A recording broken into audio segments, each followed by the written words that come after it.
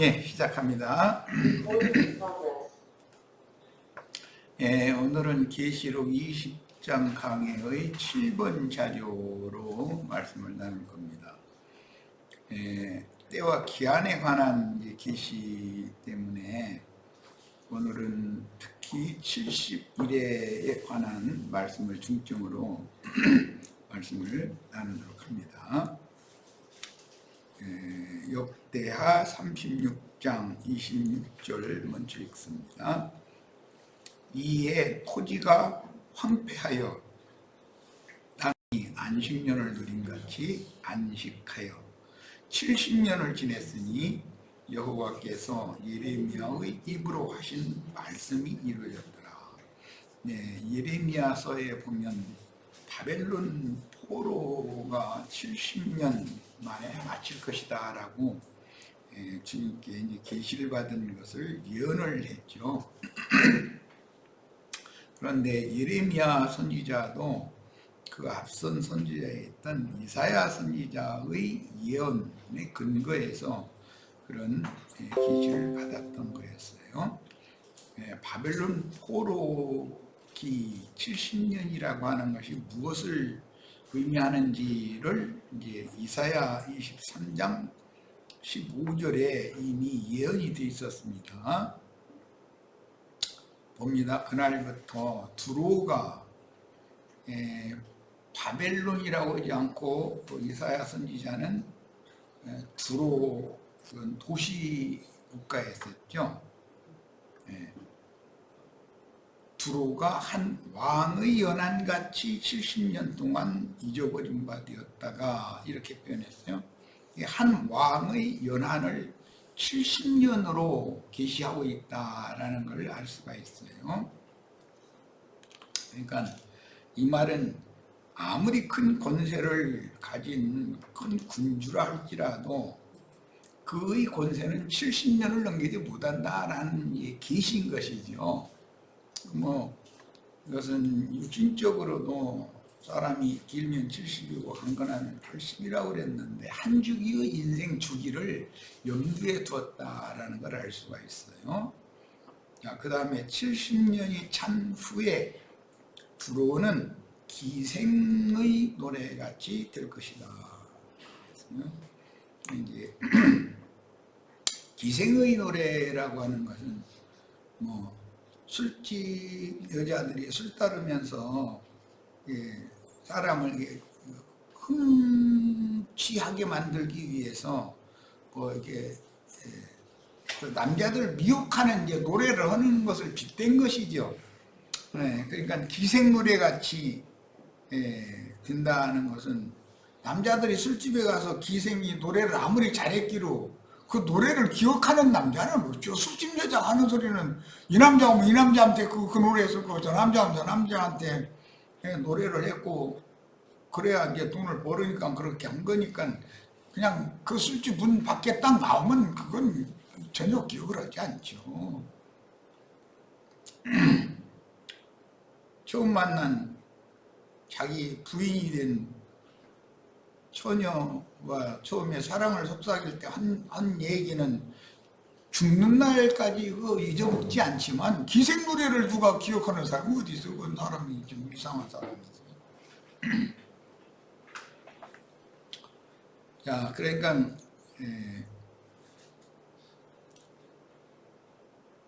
하나님 앞에 배운 노래를 하는 우리들의 그런 주님을 찬양하는 노래와 기생의 노래라고 하는 것이 의도적으로 지금 대비되고 있는 것이죠. 이거 기억할 필요도 없는 것이고, 그러니까 한 왕이 아무리 연한이 70년으로 이제 정해놨는데 큰 권위를 누리는 사람이었을지라도 그 사람이 날아가는 새도 떨어뜨리는 권세가 있다. 그랬었지만 후대 사람들은 그 사람이 한 시대를 그렇게 큰 권위를 누리면서 자기 주관에 따라서 백성들에게 이 말도 하고 저 말도 하고 했었던 그런 것을 후대 사람들은 다시는 기억도 하지 않고 기생노래 같이 이렇게 생각한다는 거예요. 저기 손님한테 저 뒷문으로 들어가게 일러줘야 돼. 그런다는 것이죠. 그러니까 세상에서도 날아가는 새도 떨어뜨리는 그런 권세를 주장하던 사람들이 그가 권세를 가지고 있을 때 뭐 하는 말들을 하나님이 보실 때는 그 기생하는 노래로 그냥 보는 거예요. 그거 후대 사람들이 기억해 주질 않지요. 그런 말입니다. 그러니까 두로가 한때는 큰 명성을 얻고 지중해 해양 무역을 통해서 부를 축적하고 그렇게 하지만 그것은 일시간의 일이고 다 지나가 버리는 일일 뿐이다 라는 말이에요. 그걸 이제 비유를 했어요. 그런데 예레미야 선지자는 바벨론으로 이걸 적용을 했으니까 바벨론이 한때는 흥왕하고 한때는 전 세계를 이렇게 지배하고 하지만 그 바벨론 왕이 지배하면서 호령하던 그런 모든 말들을 술집에 기생이 노래하는 걸로 이렇게 본다 이 말이죠. 후대 사람은 기억도 하지 않을 거다. 그러니까 인간 나라에서 아무리 큰 권세를 주장하고 부귀영화를 누렸어도 그것은 하나님 앞에는 기억하심이 될 필요가 없는 것이죠. 믿는 이들에게는 그게 기억이 되지 않을 것이고, 그러니까 바벨론은 결국은 두로 영화가 쇠한 것처럼 바벨론의 영화라는 건 70년이 차면 끝난다. 그런 말이에요. 제7일 안식에 근거한 70년 한 왕의 연한과 같다고 이건 비유입니다. 지금 길게 설명을 해야 했어요. 세상에 어떤 아무리 큰 군주랄지라도 하나님이 보시기에는 그가 부귀영화를 누린 그런 것이 다 후대에는 기억도 되지 않는 그런 다 허무한 것이다라는 것이죠. 이렇게 다 지나가 버리고 끝나니까. 두로 왕이 당시에는 명성이 자자했으나 70년의 한 주기가 지나도록 후세에게 잊혀졌다가 부활해도 결국은 두로는 기생이 지나가는 남자들을 미혹하려고 부르는 노래같이 부귀영화를 누리는 상태를 그렇게 본 거예요. 행복해서 뭐 노래를 한 것이었겠지만 후대 사람들이 볼 때는 그게 아무 가치가 없는 것이 되어버린다 이 말이에요. 가치가 없이 기억도 되지 않을 것이다 라는 예언입니다. 그러니까 70년, 71회 라는 이 표현의 기본 개념을 이해를 잘 하시기를 바라요. 자, 동일한 이사야 23장 17절에 70년이 찬 후에, 그러니까 기생이 한창 잘 나갈 때는 노래를 불렀는데 이제 이 말씀이 계시록에서는 신랑과 신부의 노래가 다시는 들리지 않는다 이렇게 표현을 했죠. 그러니까 벌써 말하고자 하는 의도를 우리는 영감을 통해서 인간 영화라는 것이 또 기독교 종교 체계라고 하는 것이 길면 70이라 했으나 길게 가는 것 같지만 그게 하나님께서 큰 성 바벨론을 무너뜨리고 나면 후세 사람들은 그때 그런 일이 있었다더라고 그들이 주장하던 말 뭐 이런 거 기억할 필요가 없다는 것이죠. 기억도 할 필요도 없을 뿐아니라 기억할 가치가 없는 거고. 70년이 찬 후에 여호와께서 두로를 돌보시리니, 두로가 이제 부활되는 얘기라는 거예요. 그가 다시 값을 받고 지면에 있는 열방과 음란을 행할 것이며 그랬어요. 그러니까 두로가 부활되면은 두로는 무역업을 해서 돈을 버는 그 도시국가에 있는데 지중해변의 시돈과 두로라고 하는 건 도시국가지요. 그래서 그 시돈 왕이나 두로 왕은 팔레스타인 땅을 좀 차지하는 것을 그렇게 원했죠. 그래가지고 그 솔로몬에게 그 카불 땅이라고 하는 갈릴리 지역의 땅을 이렇게 많은 그 무역품을 주고 대신 그걸 차지했는데 와서 둘러보고 나서는 내가 그 요거는 무역품 다 애써서 다 보내줬더니 겨우 땅이라고 이걸 줬느냐 그래가면서 불모지 쓸모없는 땅 줬다고 불평하는 말로 카불 땅이라고 했다는 거잖아요.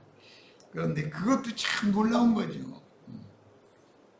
우리 형제 자매님들이 세상 사람들에게는 카불 땅에 지나지 않는 그런 마음밭들이었는데 주님께서는 오히려 그 카불 땅 그 갈릴리변의 나사렛 마을에 주님이 그곳에 오셔서 잘하시고 또 거기에서 빛을 발하시기 시작하시고 이제 이런 역사를 하는 거 보면은 참 이게 놀라운 거예요. 하나님의 예언이 이루어진다는 건.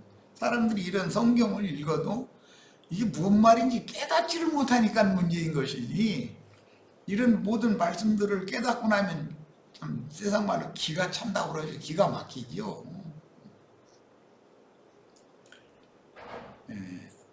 주로는 하던 짓이 세상과 짝이 되어져서 세상을 누리는 것이 주로 지중해 해양 무역을 한 것인데 표상이고, 그들의 근본이 그런 거였기 때문에 부활돼도 다시 열방과 음란을 행한다 그랬는데, 이건 세상과 무역을 한다 해요. 자꾸 교제를 자꾸 세상과 나누는 것이죠. 이런 이제 기본 개념을 가지고 예레미야 선지자에게 70년이라고 하는 바벨론 포로기가 계시가 되었어요. 예레미야 25장 11절로 12절. 예레미야 선지자는 이사야 선지자에게 하나님이 이 70년에 관한 계시를 하셨던 것을 두로 왕국의 흥망성쇠를 비유로 계시하신 것을 예레미야 선지자는 딱 깨달은 것이죠. 이것은 계시가 없으면 똑같은 이런 성경 구절을 읽어도 모릅니다. 이게 뭔 말인지를. 이게 하나님이 이것을 일부러 딱 어떤 사람 교만한 자들에게 감춰놔 버리는 거예요. 그래서 말씀으로 소경되게 하고, 말씀으로 심판받게 하고, 말씀으로 빛을 받게 하고, 말씀으로 구원하고, 이게 하나님이 참 놀라운 분이죠. 예레미야 25장 11절로 12절에 이사야 선지자의 예언을 이제 이렇게 깨달은 거예요. 이 모든 땅이 바벨론이 지배해서 다스리는 땅을 말하는 거예요. 폐허가 되어 놀랄 일이 될 것이며, 이 민족들은 그 바벨론은 큰 제국이었죠. 군사강국이었기 때문에 70년 동안 바벨론 왕을 섬기리라. 여호와의 말씀이니라. 그 중에 팔레스타인 땅 하나님의 백성들도 바벨론 왕을 70년 섬기는 거예요. 바벨론에게 점령당한 모든 바벨론 제국의 여러 나라들은 다 70년 동안 바벨론이 망할 때까지는 바벨론 왕에게 지배를 안 받을 수가 없는 것이죠. 70년이 끝나면 내가 바벨론의 왕과 그의 나라와 갈대아인의 땅을 그 죄악으로 말미암아 벌하여 영원히 폐허가 되게 하되, 이렇게 예레미야 선지자가 예언을 했어요. 그러니까 갈대아인의 땅이라는, 이 갈대아라는 말은 장사하는 사람들을 말하는 건데, 두로왕 사람들도 장사하는 사람들이잖아요. 시돈 사람들도 장사하는 사람들이고. 그런데 이것도 이제 큰 비유죠. 기독교의 유대교의 지도자들은 모두 세상과 그 상업, 장사하는 자들이죠. 사업자들이죠. 다 그들은. 돈 버는 것이 목적이지, 사실은 그 사람들이 복음 전하는 것이 목적이 아닙니다. 근데 그들이 소위 말하는 구원의 말씀, 복음이라고 하는 것이 계시록 18장에 보면 인간 생활에 필요한 건 다 있어요. 거기 없는 것이 없어. 그 상품 중에는. 그런데 가장 중요한 건 사람의 영혼들을 매매를 하는 거예요. 장사를 하는데 말이에요. 야, 참 놀랍죠. 그러니까 큰 성 바벨론이라고 하는 세상 교회는 반드시 끝나는 날이 온다. 세상 교회가 이제 오늘 이사야 선지자는 기생이라고 했는데 계시록에서는 많은 우리한테는 큰 음녀, 창녀다 이렇게 이제 그 기생이라는 구약 성경의 용어를 큰 음녀다 이렇게 말했죠. 그 음녀가 뭐 날마다 모여서 뚱땅거리고 노래하고 하나님 찬양한다고 뭐 풍악 울리고 다 그런 것이 하나님이 보기에는 그 기생 노래거든 그게. 혼 취해가지고 다 그러는 거거든. 그런데 이런 성경을 읽어도 이게 무슨 소리인지를 몰라. 이게 참 문제인 거죠. 그리고 나처럼 이제 성경 이렇게 가르치면 그 사람은 성경을 이상하게 가르친다 이래버리고. 자, 예레미야 29장 10절 여호와께서 이와 같이 말씀하시니라 바벨론에서 70년이 차면 바벨론으로 사로잡혀 갔으니까 바벨론에서 70년을 채우는 거죠.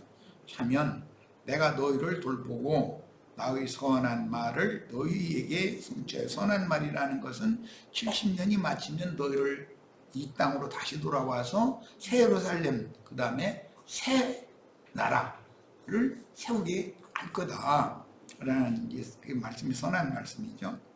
그것을 성취하여 너희를 이곳으로 돌아오게 하리라. 오늘 우리는 지금 세속교계 사람들은 뭐 한 귀로 듣고 한 귀로 새고 말겠지만 교회가 세속화되고 다 이렇게 타락을 한 상태에서 주님께서는 당신의 신부로 취할 장자들의 교회를 반드시 회복하신다. 세상이 아무리 타락하고 세상 교회가 아무리 기생 노래 불러가면서 저희가 아주 계속 부경화될 것처럼 그래도 망하는 날이 끝나는 날은 당연히 오는 거고 그날을 끝나는 날 전에 반드시 교회의 회복은 있다라는 것이 하나님의 선한 말씀의 시연이거든. 여기서 이제 땅의 예루살렘 성을 재건하는 것은 상징이었으니까 위에 있는 예루살렘 어린 양의 신부가 회복된다. 신부가 회복된다. 많은 음력 가운데에서 부름을 받아 나오는 우리들로 혼인에 들어갈 신부를 신부 교회를 당연히 새로 세우신다라는 것은 이건 계시가 필요한 거예요.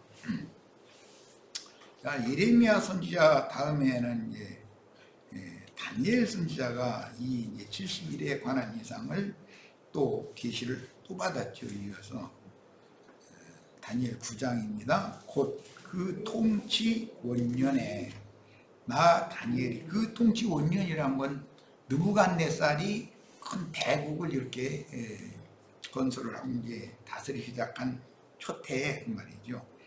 책을 통해 여호와께서 말씀으로 선지자 예레미야에게 알려주신 그 연수를 깨달았나니.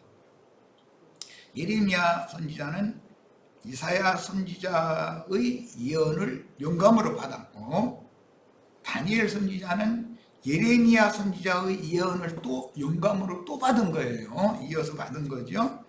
그게 뭐냐면 70년 만에 포로 생활을 마치리라 하는 선한 말씀에 대해서 깨달았다 이 말이에요. 그래서 선지자 예레미야에게 알려주신 그 연수라는 건 70년을 말하는 거예요. 깨달았나니 곧 70년이라는 건 한 왕의 연함과 같이 왕이 부영화를 누리는 우리 이제 세상 말로는 영자의 전성시대라는 거 다 있는 거니까 그게 70년 영화를 누렸지만 이제 그것을 상징으로 지금 70년 포로기라고 이렇게 예언을 해놨다는 것이죠. 선지자 예레미야에게 알려준 그 연수를 깨달았나니 곧 예루살렘의 황폐함이 70년 만에 그치리라 하신 것이니라 그랬어요. 인간 나라에서도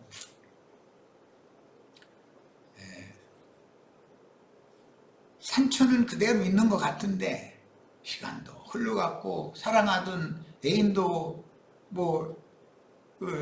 다른 사람한테 시집 가버렸거나 아니면 뭐 이제 여러 가지 경우가 있으니까 그 세상 유행가 보면 날마다 그거예요. 그냥 첫사랑에 그렇게 좋았는데 지금 너는 어디로 가 있느냐고 내가 너를 그리워한다고 그래서 왔는데 자기 부인이 있으면서 왜 그래. 이런 것이 다 모든 사람도 추억에 남는 뭔가 좋은 시절이 다 있는 거예요. 그런데 그 시절이 계속되지는 않는다는 거죠. 상황은 자꾸 바꿔지기 마련이고. 스가랴 1장 12절에 또 스가랴 선지자에게 70년에 관한 계시가 또 이어서 계시가 되어진 거예요. 오늘 우리에게까지 이렇게 매 세대마다 이게 70년에 관한 계시가 계속 이렇게 이어지는 것이죠. 그런데 이제 그 근거는 이사야 선지자에게 계시된 말씀의 근거가 되는 거기 때문에 한 왕의 연한 어떤 왕의 권세를 가진 자가 부귀영화를 누리고 말로 명령만 하면 모든 것이 착착 다 움직여지고 이럴 때 부러울 것이 아무것도 없었잖아요. 그런데도 70년이 차면 끝이다 이게요. 인간 영화라는 건 지금 이제 그것을 근거로 해서 후대 선지자들에게 계속해서 70년이라고 하는 이 하나님의 정하심이 계시가 계속된다 이 말이에요.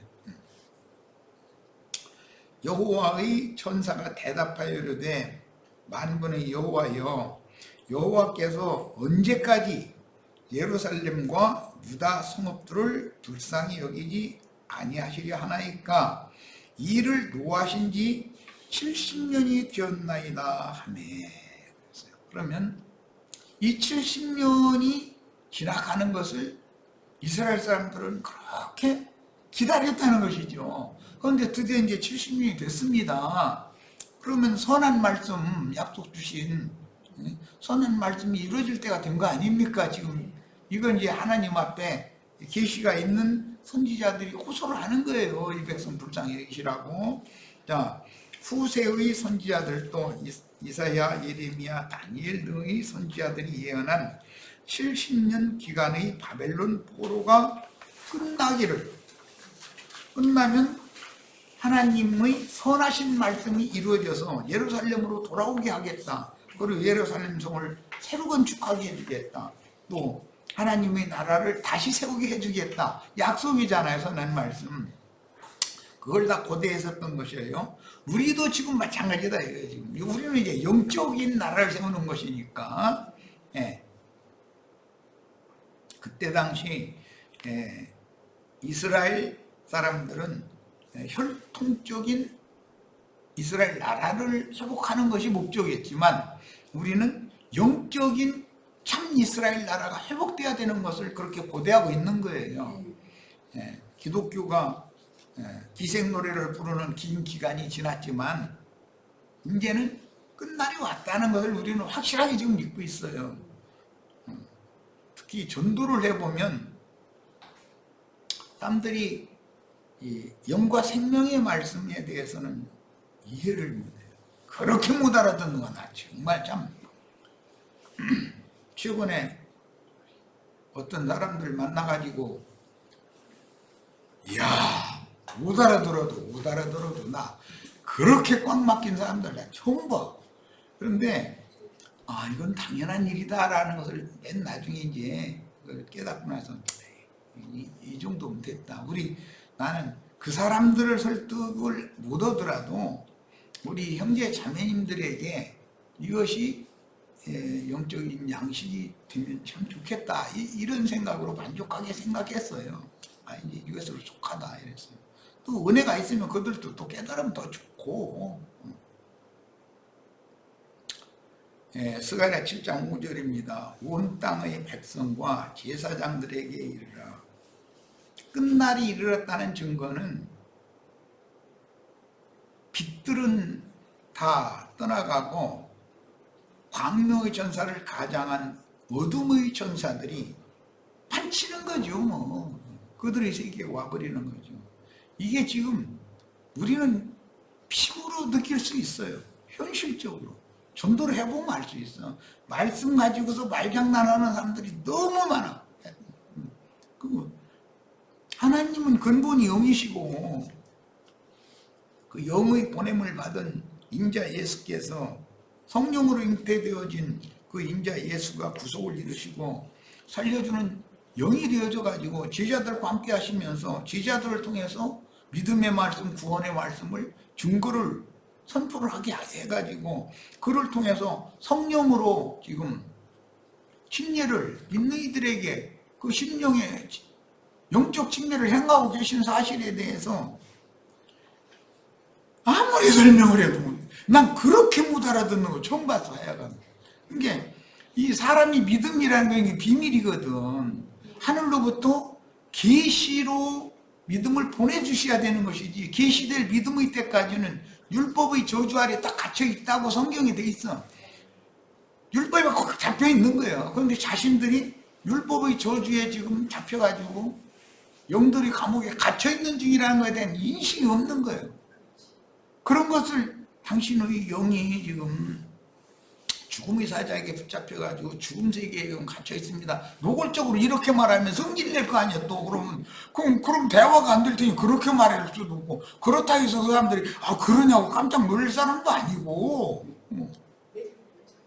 이게 정말 전도라는 게 쉽지 않다는 것을 느껴요. 그렇지만 난 우리 형제 자매님들 앞에서 어떻게 사람들을 설득하고 전도를 해야 되는지 본을 보여야 되니까 힘들어 죽겠지만 그걸 해야 되는 거예요. 또 아이고 그만두고 싶은 마음이 꿀안 같아. 나도 애써서 설명해 놓으면 딴소리 또 하고 이러면 참 힘들죠. 무슨 일부러 어깃장 놓는 사람하고 이렇게 대화를 해보면 얼마나 힘들어요. 남편이 아내가 하는 말을 속으로는 뻔히 알면서도 일부러 어깃장 놓고도 빡빡 우겨대고 엉뚱소리하대면 그거 참 힘들거든. 딱 그 시기에 지금 보면 이야 이거는 하나님이 하시는 일이다. 이제 나 이렇게 깨닫고 우리 지체들이 충분히 공급이 됐겠지 이러고 이제 만족했습니다. 이것은 무엇을 말하느냐? 예언된 바벨론 포로기가 이제 바벨론이 무너질 때가 됐다라는 반증이다라는 거. 이제는 전도하기가 어려운 거예요. 이제 완전히 이삭 죽기를 하는 때가 되다 보니까 어디가 또 좀 그래도 괜찮은 이삭인가 싶어서 주워서 좀 주먹으로 붙잡으려고 그러면은 나는 너한테 필요한 이삭이 아니니까 나는 땅속에 파묻혀가지고서 이게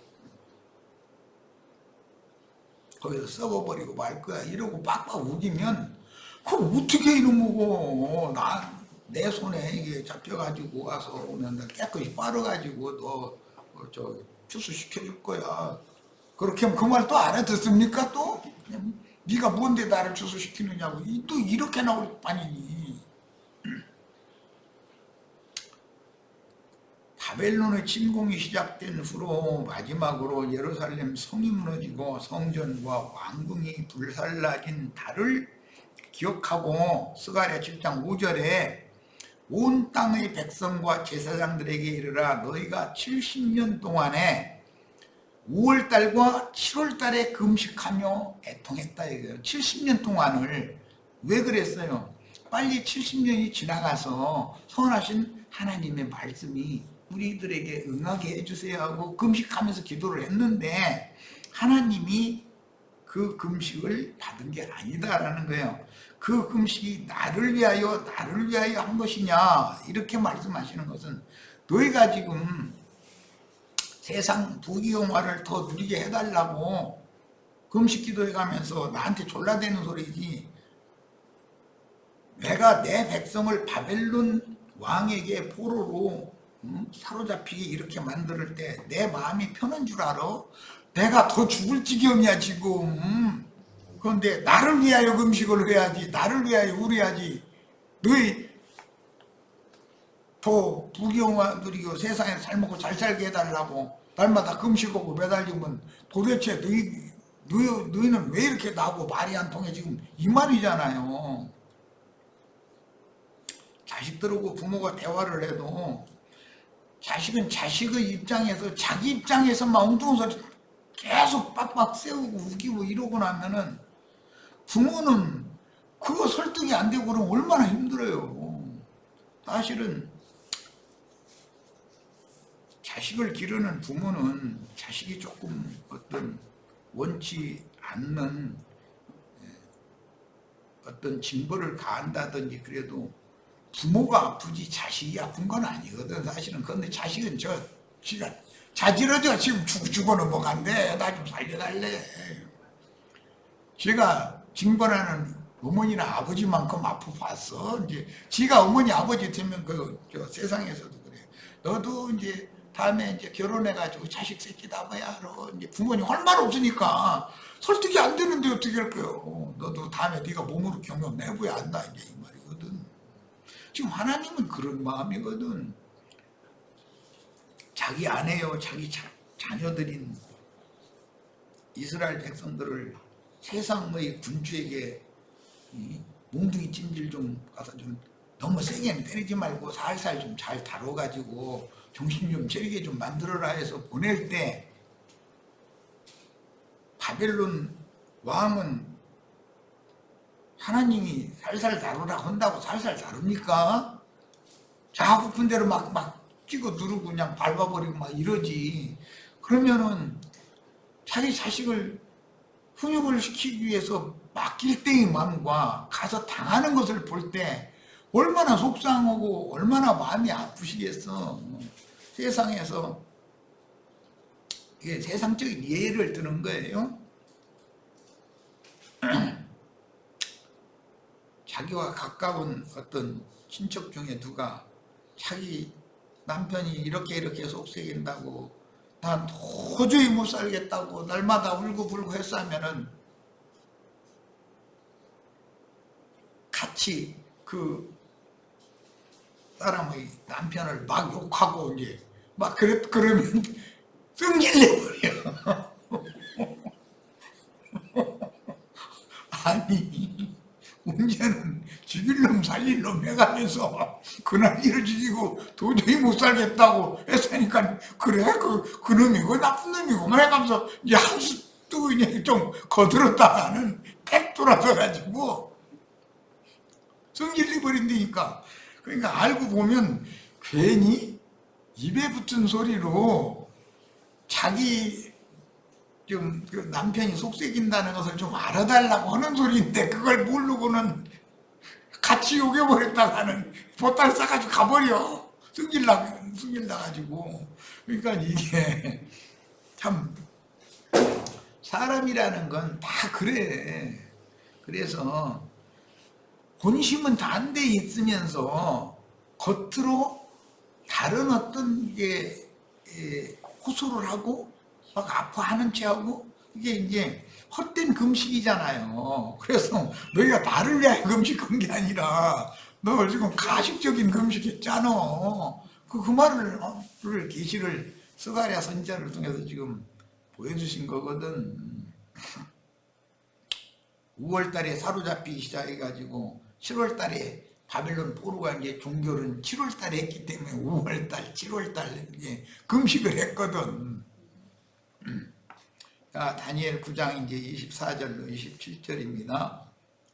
네 백성과 다니엘의 백성은 사실 아니죠. 그런데 다니엘에게 이 백성을 맡겼기 때문에 네 백성이다 그러죠. 사실은 모세 보고도 이 말씀했죠. 네 백성, 자꾸 네 백성은 그 모세가 하나님 백성이지 왜 내 백성이냐고. 하나님이 이 백성 이끌고 올라가시지 않으면 나보고 이 백성 데리고 올라가라고 하시지 말라고 난 못 온다고. 이제 그러니까 그래?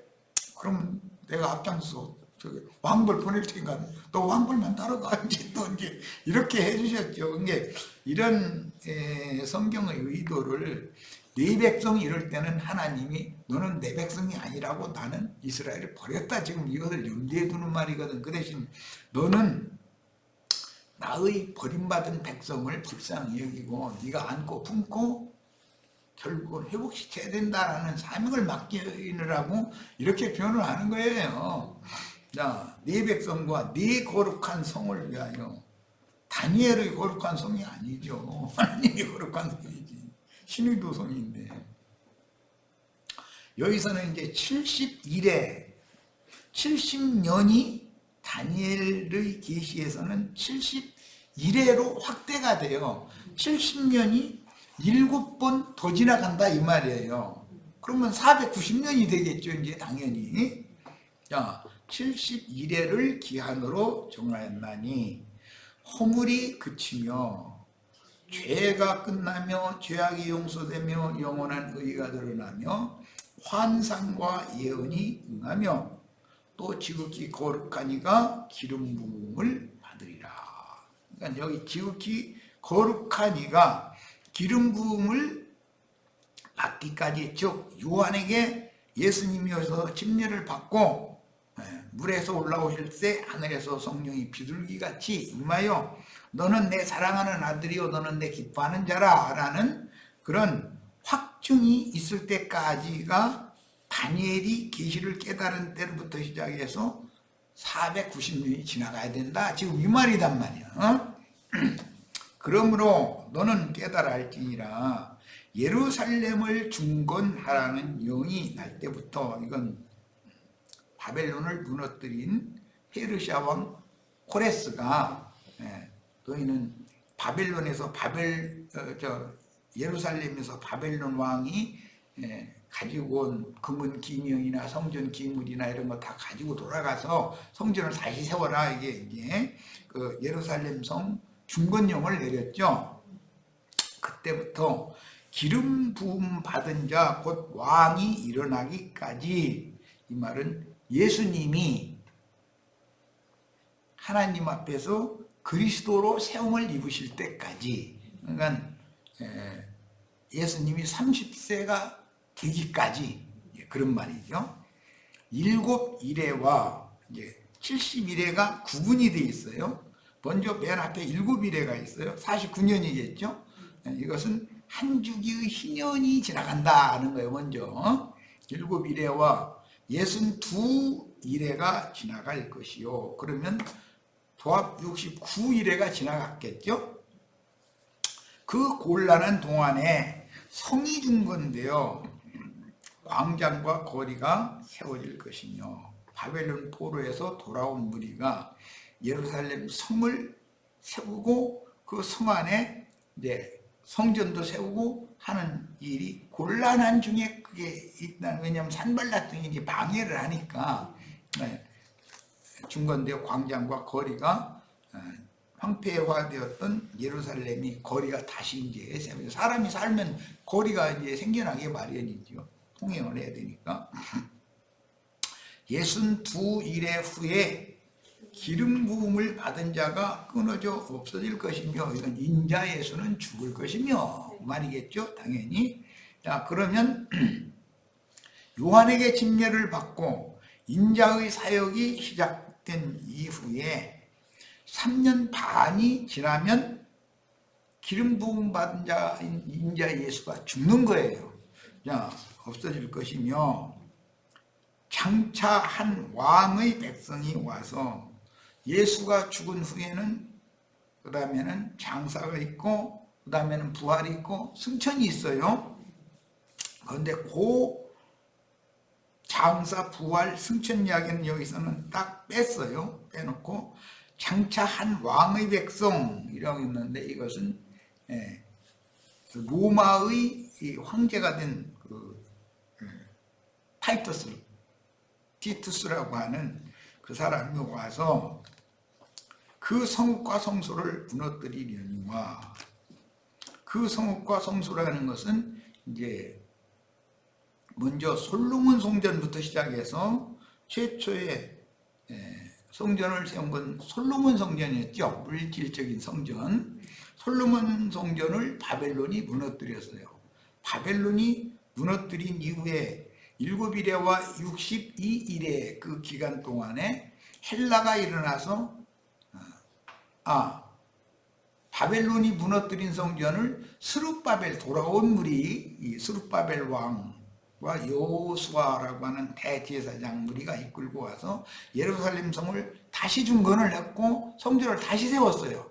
그런데 그 성을 후에 페르시아를 무너뜨린 헬라가 일어나서 헬라 왕 안티오코스 에피파네스라는 사람이 다시 스룹바벨 성전을 또 무너뜨렸어요. 자, 그 후로 헬라를 무너뜨린 로마가 로마의 황제에게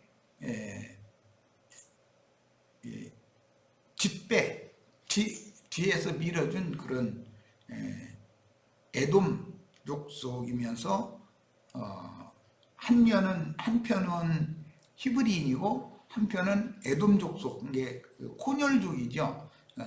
그 헤롯이라는 왕이 로마에서 유학을 했고 로마의 학문을 익혔던 사람이고, 그 사람이 로마 황제의 힘을 얻어가지고 자기 본국으로 돌아와가지고 헤롯 성전을 다시 지었어요.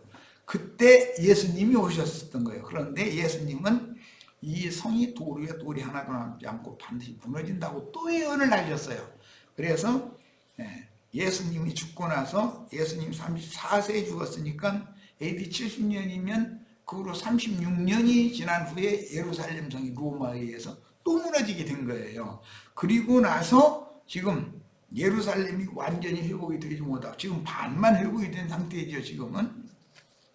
자, 이것이 하나님의 비밀스러운 우주 경영에 따라서 주님의 말씀에 이 성은 무너진 다음에 이방인의 때가 차기까지는 이 성이 이방인들에게 짓밟힐 것이다 라고 예수님이 예언을 해놨기 때문에 지금까지도 지금 이방인들의 그 신전이 솔로몬 성전 그 신전터에 세워져 있잖아요.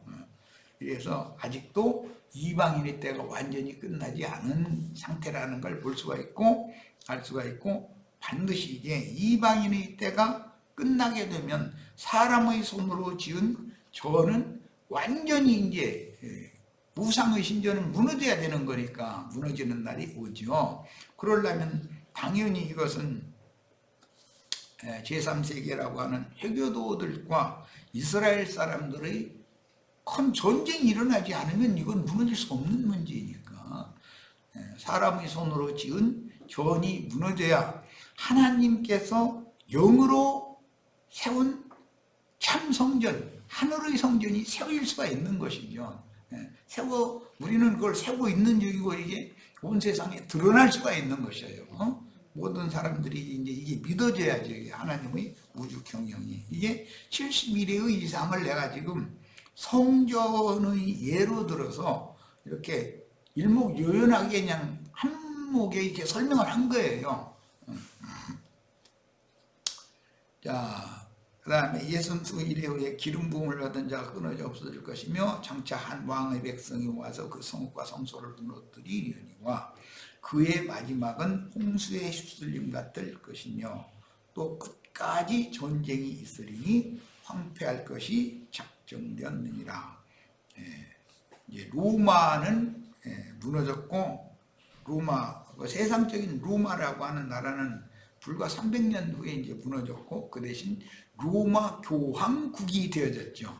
근데 서로마교 교황국이 있고 동로마교 교황국이 이제 양분되었다가 서로마교는 서바나를 통해서 남미의 그다음에 중남미 아시아 쪽으로 이렇게 로마 천주교라고 하는 세속교계가 이렇게 전도가 됐고, 동로마교는 그리스 정교회, 그 다음에 러시아 정교회 이렇게 북쪽으로 이렇게 올라갔고, 남쪽으로 아프리카 전역에 이렇게 동로마교가 아프리카 쪽을 이렇게 전도를 하게 됐어요.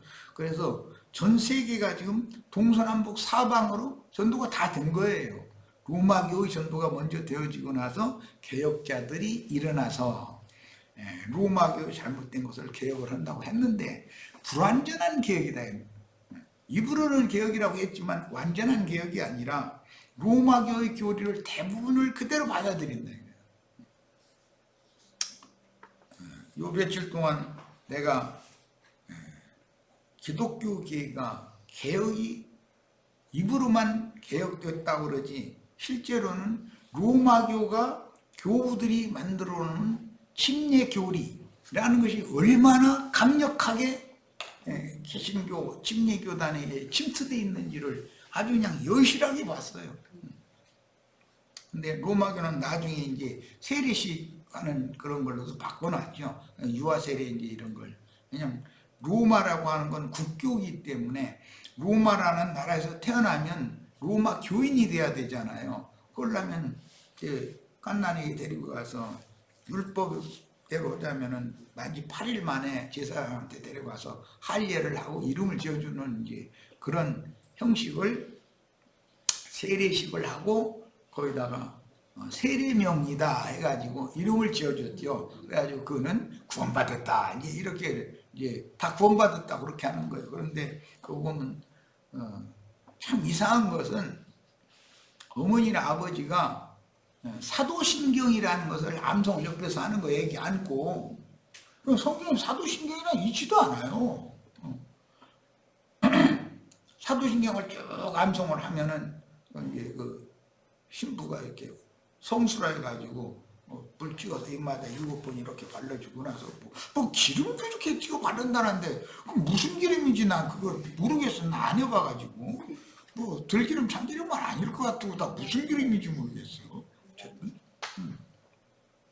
그래가지고 이제 기름 부음을 받았고 이제 세례 받았고 기름 성령의 기름 부음을 받았으니까 얘는 구원받았다. 이제 이렇게 하면 이제 신나는 거지 뭐 아버지 어머니는. 그러면서 이름 딱 지어 세례명이라고 뭐 이름 지어주는 거지. 그러면 그 다음부터 그 사람 세속의 그 부모가 호적에 올려준 이름보다도 세례명이 더 중요해. 참, 그래요. 참 그런 하는 짓거리들이 기독교계가 그대로 받아들였단 말이에요. 장로교단은 로마교의 그런 세례식을 받아들였고, 침례교단은 원래 요한의 침례가 있었으면 침수식을 해야 된다는 것을 끝까지 주장하는 거야. 침례교단은 완전히 사람을 물속에 침수시켜야 되는 것이다. 세례교단은 이게 물 이렇게 복잡하게 하지 말고 간단해 물 7번 찍어 발로 기름 찍어 발라주면 물로 씻음 받고 그 기름으로 성령으로 거듭난 거 아니냐 이제 이러고 있고. 그러니까 참 두 교단끼리 싸우거나 말거나 상관은 없지만 그런 게 너무 깊숙이 침투되어 있고 세뇌당에 있는 거예요. 이런 사람들을 진리의 말씀이 믿어져서 당신의 영이 하나님의 거룩한 말씀은 곧 성령인데 그 성령에 의해서 진리의 말씀이 믿어짐으로 당신의 영이 거듭나야 된다. 이 얘기는 나는 지금 쉽게 이렇게 말하지만 우리가 거듭난 건 진리의 말씀이 믿어져서 거듭난 것인데, 진리의 말씀이 믿어진 증거를 한번 해봐라 그러면은 예배당에 이제 이렇게 갔는데 어쩌고 막 예배당에 간 거고, 진리의 말씀이 하나님의 성령의 계시에 의해서 믿어진 거고 아무 상관도 없잖아. 예배당에 가면 거듭납니까? 성당이나 예배당에 가면? 그 예배당에 갔고 난 직분이 뭐고 이런 얘기만 해가면 그 말하는 중간에 그만 됐다고 그만하시라고 그럴 수도 없는 일이고, 이런 거 아주 정말 참